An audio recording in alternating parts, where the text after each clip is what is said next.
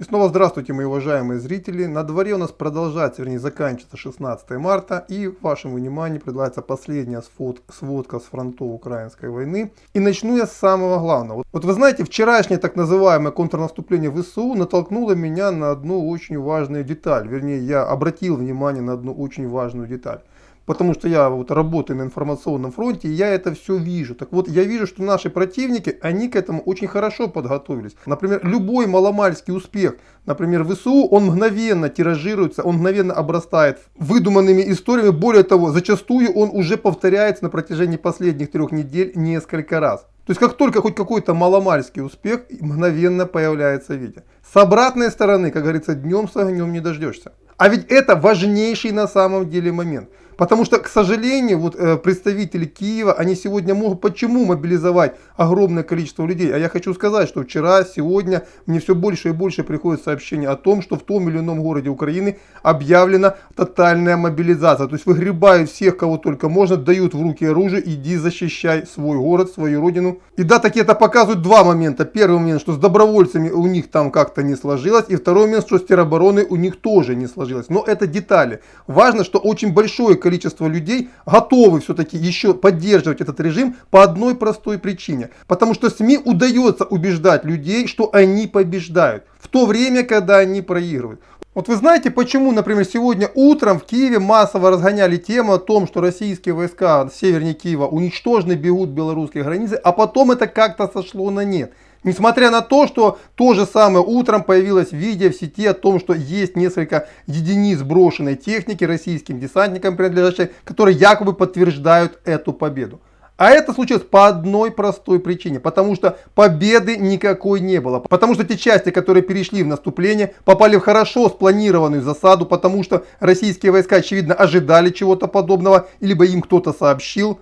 А в последнее время это случается все чаще и чаще, то есть российские войска, местные жители предупреждают о будущих действиях киевских властей. И вот штурмовой отряд ВСУ попал в засаду и был там на голову разгромлен. Но вот видео с брошенной российской техникой мы увидели сразу. А вот видео разгрома отряда ВСУ вы не найдете.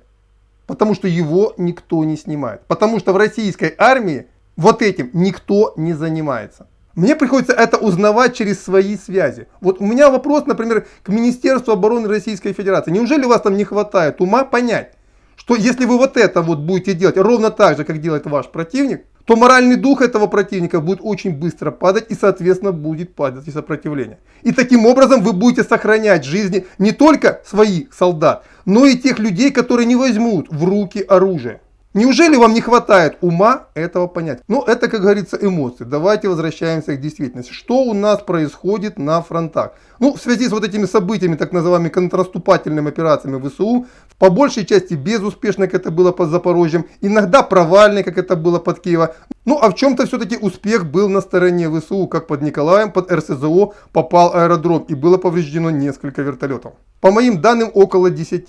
То есть на этих фронтах сегодня было относительно тихо. Стороны, так сказать, и подводили итоги боев, эвакуировали раненых, убитых, и поэтому стояла более-менее относительная тишина. Чего не скажешь о Донецком фронте, где наступление армии ДНР разворачивалось, пусть и не так стремительно, как им бы хотелось бы, но довольно успешно. По вечерней сводке Министерства обороны Российской Федерации, наступление на Марьинку, это западные пригороды Донецка, развивается в целом успешно. За день пройдено с боями примерно 2 километра. То есть постепенно, как мы видим, идет охват Курахова и с юга, и с востока. Причем с юга поджимают его российские войска, а с востока войска народной милиции Донецкой Народной Республики. И также постепенно прогрызается оборона противника на Горловском направлении. За день пройдено примерно тоже около 1-2 километров.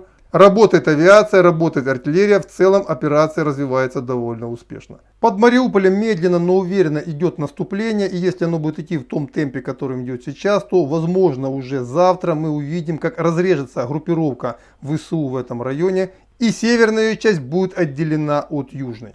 У гарнизона ВСУ очевидные проблемы, причем в первую очередь связаны с тем, что идет почти бесконечный штурм. Потому что штурмующие группы, которые идут на Мариуполь, они меняют друг друга. Они могут атаковать, отдохнуть, опять атаковать. А те, кто там сидит внутри города, они под постоянным напряжением, под постоянным давлением. И по ним работает и авиация, и артиллерия, и даже корабли с моря. Понятно, что они чувствуют свою обреченность, но в целом, кстати, тоже стоит отметить очень интересный момент. До сих пор войска ВСУ сражаются очень самоотверженно. По моим оценкам, они уже потеряли убитыми примерно около 13-15 тысяч человек. И на этот момент у всех сторон, у ЛНР, у ДНР, у российских войск, всего лишь там чуть более 1000 пленных. Это говорит о высокой стойкости ВСУ. Также тоже хочу внести в ясность немножко в ситуацию, потому что, видимо, господин Коношенков немножко не владеет ситуацией. Местные жители мне рассказали по Северодонецку рубежному ситуацию другую. То есть не в Северодонецк в основном зашли войска ЛНР, а именно в рубежное. В Северодонецк они зашли только сегодня вечером, как говорят мне мои зрители. А вот в рубежном действительно зачистка идет довольно интенсивно. И войска ЛНР продвинулись довольно существенно. Также продолжают взрываться переправы в районе Святогорска и Красного Лимана. А это говорит о том, что войска народной милиции ЛНР также медленно, но уверенно двигаются по направлению к Славянску. Вот это примерно то, что случилось на сегодня, на вечер, на 16 марта, примерно на 20 часов по московскому времени.